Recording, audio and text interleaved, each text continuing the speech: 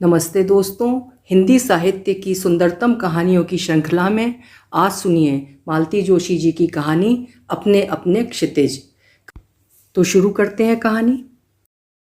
16 मई की सुबह table calendar का पन्ना पलटते ही ये तारीख सुई की तरह कलेजे में चुभ गई। कुछ क्षण के लिए मैं वहीं सोफे पर धम्म से बैठ गई। पतिदेव के उठने का समय हो रहा था। रसोई में और भी 10 काम मेरी बाट जो रहे थे, पर मैं जैसे एकदम निस्पंद हो गई थी। कैलेंडर की वो तारीख नज़रों से हट ही नहीं रही थी। यही वो मनहूस तारीख थी जिसने पिछले वर्ष मेरे इकलौते भाई को छीन लिया था। मौत दबे पांव आई थी और झपट्टा मार कर भैया को ले गई थी। हम सब भौंचक देखते ही रह गए थे। वैसे तो पिछला पूरा वर्ष ही बड़ा मनहूस था। जनवरी में बाबूजी नहीं रहे। पिता की छत्रछाया न रहने का दुख तो खैर होना ही था, पर बाबूजी पिछले 2 साल से कैंसर से जूझ रहे थे। उनकी यंत्रणा ना हम देख पाते थे ना बांट सकते थे। मृत्यु उनके लिए पीड़ा से मुक्ति थी, तो भीतर ही भीतर हमने भी राहत का अनुभव किया था। पर भैया का सदमा तो बर्दाश्त के बाहर था। अचानक ही सब कुछ घटित हो गया। उस काल रात्रि को वे जो सोए तो सुबह उठे ही नहीं। बाबूजी के जाने से टूट गई थी माँ। भैया के जाने के बाद वे एकदम ही बिखर गईं। अगस्त में उन्हें भी विदा करना पड़ा। बाबूजी की बरसी पर पूरा परिवार एक बार इकट्ठा हुआ था। अर्पित भी यूएसए से आ गया था, क्योंकि अब सारा विधि विधान तो उसे ही करना था। तब ताऊजी ने एक प्रस्ताव रखा था। देखो, इस बच्चे की नई नई नौकरी है, उतनी दूर से बार बार आना उसके लिए संभव नहीं होगा। छुट्टियों की समस्या रहेगी और खर्च की भी। फिर इतना बड़ा हमारा परिवार है, घर में बेटे हैं, बेटियां हैं, सारे श्राद्ध संपन्न होने तक घर में कोई शुभ कार्य ना हो सकेगा। इसलिए मैं सोचता हूँ सारे काम एक साथ निपटा दिए जाएं। पंडित जी की सम्मति मिल गई है। अब आप लोग अपनी राय बताएंगे। ताऊ जी घर में सबसे बड़े थे, उनकी बात टालने का सवाल ही नहीं उठता था। फिर यह प्रस्ताव सबके लिए सुविधाजनक था। बार बार आना हर किसी के लिए कष्टकारक था, इसलिए यह प्रस्ताव सर्वसम्मति से पास हो गया। तीनों श्राद्ध एक साथ संपन्न कर लिए गए।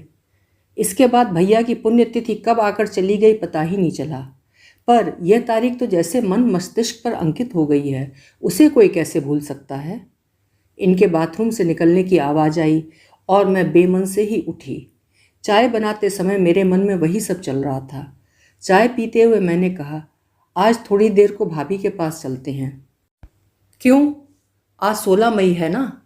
तो वे बोले, पर मेरा चेहरा देखकर दूसरे ही क्षण उन्हें जैसे सब कुछ याद आ गया। कुछ कर रही हैं क्या? करने को अब क्या है, सब कुछ तो हो गया। फिर भी मेरा मन हो रहा है कि उनके पास थोड़ी देर को हो आऊँ। बहुत अकेला फील कर रही होंगी। तो एक काम करो, तुम हो आओ। मुझे आज एक कस्टमर को साइट पर ले जाना है। तो कल ले जाइएगा ना? मैं तो कभी भी ले जा सकता हूँ, पर क्लाइंट की सुविधा भी तो देखनी पड़ती है। वो मेरी तरह फ्रीलांसर तो है नहीं, उसे सिर्फ संडे ही ऑफ मिलता है। बहस की गुंजाइश ही नहीं थी, इसलिए फटाफट उनके लिए नाश्ता बनाया। मेरा खाने का जरा भी मन नहीं था, पर इन्होंने मुझे ज़बरदस्ती साथ बिठाकर खिलाया। जानते थे बाद में मैं नहीं खाऊंगी। सोचा तो था कि इनके पीछे पीछे ही मैं निकल जाऊंगी, पर औरतों का घर से निकलना क्या इतना आसान होता है? झाड़ू पोछा बर्तन कपड़े सबके लिए बाइयों का इंतजार करना भी तो ज़रूरी था। निकलते निकलते 12:30 बज गए। गाड़ी पोर्च में नहीं थी, गेट के बाहर ही खड़ी मिली। मुझे आश्चर्य नहीं हुआ। आजकल पारुल भी थोड़ा चला लेती है। माँ को लेकर मंदिर वगैरह गई होगी। घंटी बजाते हुए मेरे हाथ कांप रहे थे। आजकल ऐसा ही होता है। आती हूँ क्योंकि बिना आए रहा नहीं जाता, लेकिन आने के बाद भीतर जाने की हिम्मत नहीं होती। मैंने बटन दबाया ही था कि कहकहों का एक सैलाब कानों में टकराया। मुझे लगा मैं बेवक्त तो नहीं आ गई, पर अब लौटने की भी गुंजाइश नहीं थी। दरवाज़ा खोलकर अर्पित सामने खड़ा था। अरे तू कब आया? कल सुबह ही आया था बुआ, उसने पैर छूकर कहा। थोड़ा बुरा भी लगा, कल से आया हुआ है और एक फ़ोन तक नहीं किया। पर उसने मुझे ज़्यादा सोचने का समय ही नहीं दिया।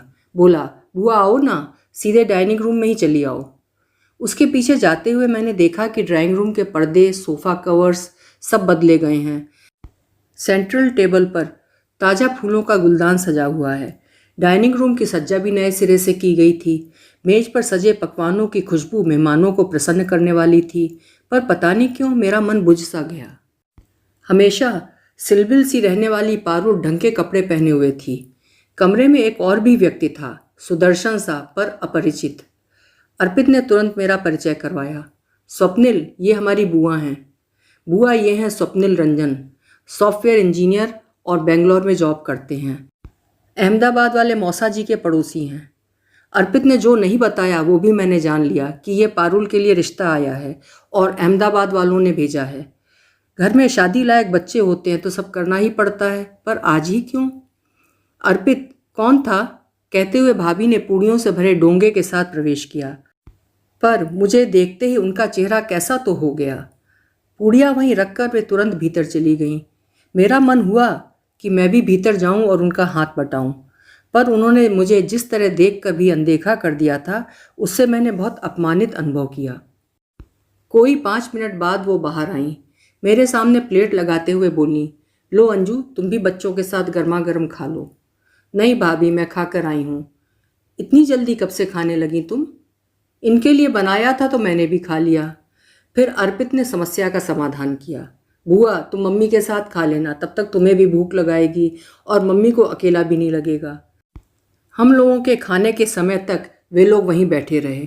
पारुल हमें परोसती रही, हंसी मजाक चलता रहा, पर जितना मैं पारुल को जानती थी साफ समझ गई कि रिश्ता उसे पसंद नहीं है, वो सिर्फ शिष्टाचार निभा रही है। खाने के बाद हॉल में भी गपशप होती रही। ठीक 4 बजे अर्पित उठ खड़ा हुआ, माताश्री चाय बनाई जाए, तब तक हम लोग तैयार होते हैं, स्वप्निल की 6 बजे की फ़्लाइट है। मम्मी को क्यों परेशान कर रहे हो, चाय मैं बना देती हूँ, पारुल ने कहा। नो, आप तैयार होकर हमारे साथ चलेंगी। अर्पित की आवाज़ में एकदम बड़े भाई का रौब था। पारुल मुंह फुलाकर तैयार होने चली गई। वे लोग जब चलने को हुए तो मेरा मन हुआ कि अर्पित से कहूँ मुझे चौक तक छोड़ दे, मैं वहाँ से ऑटो ले लूँगी, पर मेरे कुछ कहने से पहले ही अर्पित बोल उठा, बुआ हम लोगों के आने तक मम्मी के पास रहोगी ना? मना करने का सवाल ही नहीं था। उन लोगों को बाय बाय करने के बाद मैंने बाहर का गेट बंद किया, फिर घर का दरवाज़ा बंद करते हुए कहा, लड़का तो अच्छा है, अब बिटिया रानी को तो पसंद आए तब है। आजकल की लड़कियों की पसंद भी तो अजीब है, हमें तो एकदम गंवार ही समझती हैं। वैसे भी तुम्हारी बिटिया का मूड आज ठीक नहीं लग रहा था, बात बात में तुनक रही थी। मैं इतना सब बोल गई, पर भाभी की ओर से कोई उत्तर नहीं आया। तब मुझे भान हुआ, भाभी सोफे की पीठ से सिर टिका कर रो रही हैं। भाभी ये क्या, तुम तो रोने बैठ गई, बिटिया कोई आजी विधा थोड़ी ही हो रही है। उनका सुबकना जारी रहा। मैंने सांत्वना में जैसे ही पीठ पर हाथ फेरा, वे कटे पेड़ की तरह मेरी गोद में गिर गईं और जार जार रोती रहीं। एक आध बार मैंने उन्हें चुप करने का प्रयास किया, लेकिन फिर खुद ही चुप हो गई। सोचा मन भर रो लेने दो, जी हल्का हो जाएगा। मैं समझ गई थी कि रोने के मूल में बिटिया का बिछोह भर नहीं है। थोड़ी देर बाद वे प्रकृतस्थ हुईं। उठकर आंचल से आंखें पोंछती हुई बोली, सॉरी अंजू, पर क्या करूं, रुलाई कब से सीने में दबाए बैठी थी। बच्चों का मूड खराब हो जाने के डर से अपने को जब्त किए रही। दोपहर को तुम्हें देखा तो लगा कि अब बांध टूट ही जाएगा। बड़ी मुश्किल से सब्र किया। कल का पूरा दिन घर समेटने में लग गया, रात बिटिया को मनाने में गुजर गई। सुबह से काम का ऐसा चक्कर चला कि मुझे रोने की भी फुर्सत नहीं मिली।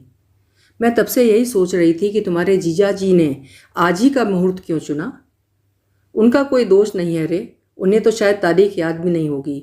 कल उनका किसी काम से फ़ोन आया था, अर्पित बस आया ही था, उसी ने फ़ोन उठा लिया। सुबह अर्पित को देखकर मुझे तो आश्चर्य ही हो गया।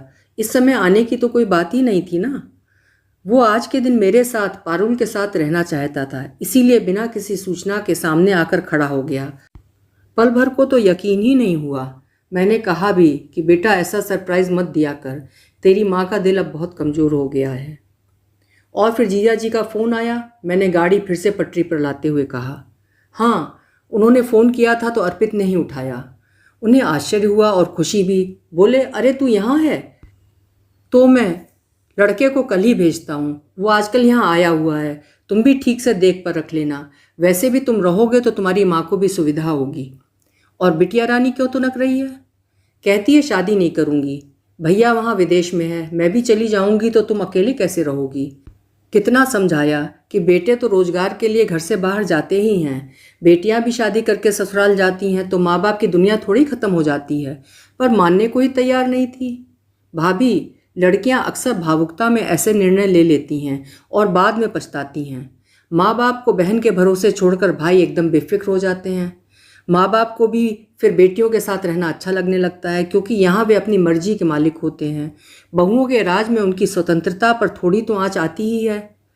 अब तुम ही उसे ठीक से समझाना। पता है, सुबह 9 बजे तक भूतनी सी बैठी हुई थी। मैंने फिर हाथ जोड़कर कहा कि शादी ना करनी हो तो मत करना, पर उस भले आदमी से ढंग से मिल तो लो, नहीं तो मैं जीजा जी को क्या जवाब दूंगी। कैसे खूंखार आदमी है, जानती तो हो। उनसे बिगाड़ हो गया तो हम दोनों बहनें आपस में मिलने को भी तरस जाएंगी। तब जाकर वो तैयार हुई। बच्चे जब तक एयरपोर्ट से लौटे, भाभी काफ़ी नॉर्मल हो गई थीं। अर्पित ने आते ही पूछा, बुआ तुम्हें स्वप्निल कैसा लगा? मुझे कैसा लगा इससे क्या फ़र्क पड़ता है बेटा, पारुल से पूछो। उसे तो अच्छा ही लगा है, पता है बुआ। सुबह बाल बाल बिखराए ऐसी चंडिका बनी बैठी थी, पर जैसे ही उसे गाड़ी से उतरते देखा सारा गुस्सा काफूर हो गया। फिर जो बाथरूम में घुसी तो घंटे भर बाद ही निकली। इसके बाद तो कुछ पूछने की ज़रूरत ही नहीं है। भाई साहब, मैं मौसा जी के डर से तैयार हुई थी, समझे। मम्मी ने बुरी तरह डरा दिया था, नहीं तो उस शख्स से बात भी ना करती। लेकिन क्यों, कारण तो पता चले। भैया मैं शादी नहीं करूँगी, मैं मम्मी को अकेले नहीं छोड़ सकती। पर मम्मी को अकेले छोड़ कौन रहा है, मैं वापस आ रहा हूँ ना। मेरे पढ़ाई के 6 महीने बचे हैं, अब रिन्यू नहीं करूँगा, ख़त्म होते ही लौट आऊँगा। पर तुम अपने कैरियर का कचरा क्यों करोगे? ये किस किताब में लिखा है कि कैरियर सिर्फ अमेरिका में ही बनता है, हिंदुस्तान में नहीं? तो ऐसा भी किसी किताब में नहीं लिखा है कि बेटियां माँ बाप का ख्याल नहीं रख सकती। मैंने तो मिस्टर बेंगलोर से कह भी दिया है कि अगर फॉरेन वॉरेन जाने का इरादा हो तो इधर का रास्ता भूल जाएं। शादी के लिए यह मेरी पहली और आखिरी शर्त है। अच्छा, और अगर कल को वो शादी के बाद बाहर जाना चाहेगा तो उसे तलाक दे दोगी? मैडम, शादी कोई कॉन्ट्रैक्ट नहीं है जहाँ शर्तें गिनाई जाएं, समझी। It is a bondage, holy bondage. Arpit का चेहरा बेवजह तमतमा गया था। भाभी एकदम दोनों हाथ उठाकर बोली, ए मेहरबानो, प्लीज़ चुप हो जाओ। मेरे लिए किसी को भी अपना कैरियर, अपनी खुशियाँ दांव पर लगाने की ज़रूरत नहीं है। मैं अपना ख्याल खुद रख सकती हूँ। तुम लोग खुशी से अपनी ज़िंदगी जियो। मेरा जब मन होगा तो मैं तुम्हारे पास आकर रह लूँगी, बस। इसके बाद अब मुझे वहाँ अपना होना अप्रासंगिक लगने लगा। मैंने उठते हुए कहा, भाभी अब चलूँगी, काफ़ी देर हो गई है। सुबह से बस थोड़ा सा मुँह जुठार कर गए हैं। जाते ही मुझे रसोई में लग जाना होगा, नहीं तो समय पर खाना नहीं दे पाऊँगी। चलो बुआ, मैं तुम्हें छोड़ आता हूँ। अर्पित, रहने दो बेटा, दिन भर के थके हुए हो। पर वो नहीं माना। हार कर उसकी बात माननी ही पड़ी। गाड़ी में थोड़ी देर तो हम लोग मौन रहे। फिर मैंने कहा, ये वापस लौटने का एकाएक प्लान कैसे बना लिया? एकाएक कहाँ बुआ, पूरा साल लग गया। निर्णय लेना इतना सरल थोड़े ही था, पर अब खुश हूँ इस निर्णय से। इसी बहाने कम से कम कुछ लोगों के नकाब तो उतर गए। मतलब मेरी वापसी की बात सुनते ही जयपुर वाली सुकन्या ने अल्टीमेटम दे दिया कि अगर भारत में सेटल होने की बात की तो सगाई तोड़ दूंगी। क्या बात करते हो, सच कह रहा हूँ। जयपुर वाली से कहना कि सगाई तोड़ने का पहला हक तो हमारा बनता है। सगाई के बाद साल भर में एक के बाद एक 3 हादसे हो गए। रिश्तेदारों ने क्या क्या नहीं कहा, पर हमने सबका मुंह बंद कर दिया। कहा कि इसमें लड़की का क्या दोष है, ये तो हमारी किस्मत ही खराब थी। पर हमारी जगह कोई दूसरा घर होता ना तो कब की सगाई टूट गई होती। यही तो कह रहा हूँ, दादाजी के लिए तुरंत फुरत सगाई करनी पड़ी। उनके कारण आनन फानन शादी भी हो जाती तो तब अगर मैं वापस आता तो क्या वो मुझे तलाक दे देती? मुझे याद आया, अभी थोड़ी देर पहले एकदम विपरीत संदर्भ में उसने ये बात पारुल से कही थी। इसका मतलब है कि यह बात उसके अवचेतन में गहरे कर गई है।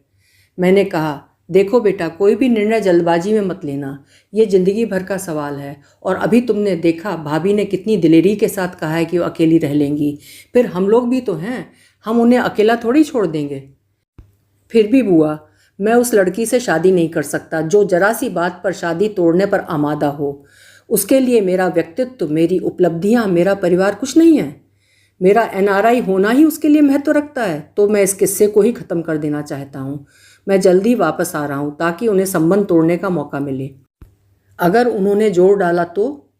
मैं शादी के लिए मना थोड़ी कर रहा हूँ, बस मैं अपनी माँ के लिए देश में रहना चाहता हूँ। जिसे रहना है मेरे साथ सुख से शौक से रहे। ये मेरा निर्णय है और अब उसमें समझौते की कोई गुंजाइश नहीं है।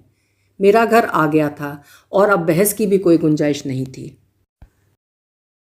अभी आप सुन रहे थे मालती जोशी जी की कहानी अपने अपने क्षितिज। बहुत ही सुंदर और वास्तविक कहानी थी। कल फिर मिलूंगी किसी प्रसिद्ध लेखक या लेखिका की प्रसिद्ध कहानी के साथ। तब तक मुझे आज्ञा दीजिए।